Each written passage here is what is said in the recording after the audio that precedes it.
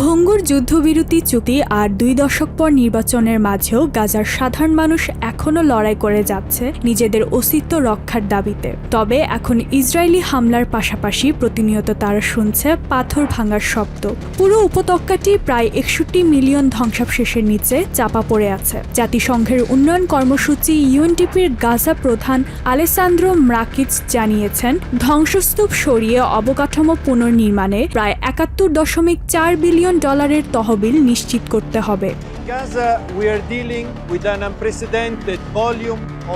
এই ধ্বংসস্তূপের কারণে পানির কূপ, প্রাথমিক স্বাস্থ্যসেবা কেন্দ্র এবং হাসপাতালগুলোতে পৌঁছানো প্রায় অসম্ভব হয়ে পড়েছে। স্থানীয় অর্থনীতি সচল করার পথে এটিই এখন সবচেয়ে বড় বাধা। এইসব ধ্বংসাবশেষ পরিষ্কার প্রায় অসম্ভব মনে হলেও এটি নিষ্কাশনের লক্ষ্যে একটি রিসাইক্লিং প্রকল্প শুরু করেছে ইউএনডিপি। এই প্রক্রিয়ায় কেবল আবর্জনা স্থানান্তরই নয়, বরং তা পুনরায় ব্যবহারযোগ্য করে তুলছে তারা। এ পর্যন্ত 287,000 টন ধ্বংসস্তূপ সংগ্রহ করে গুঁড়ো করা হয়েছে এই প্রকল্পের মাধ্যমে। প্রতিনিয়ত বিমান হামলার ভয় আর বাস্তুচ্যুত হাজারো মানুষের আর্তনাদের মাঝে এই প্রকল্প যেন আশীর্বাদ হয়ে এসেছে। বৃষ্টির সময় যে রাস্তাগুলো কাদার গর্তে পরিণত হতো, ধ্বংসস্তূপের সে আবর্জনা ব্যবহার করেই এখন খানাখন্দে ভরা রাস্তা চলাচলের উপযোগী করা হচ্ছে। এই কাজে খুব খুশি হয়েছি। আগে রাস্তার এসব গর্তের কারণে আমরা জমিতে যেতে পারতাম না। ইউএনডিপিকে ধন্যবাদ যে তারা ধ্বংসস্তূপ দিয়ে রাস্তাগুলো ঠিক করে দিচ্ছে।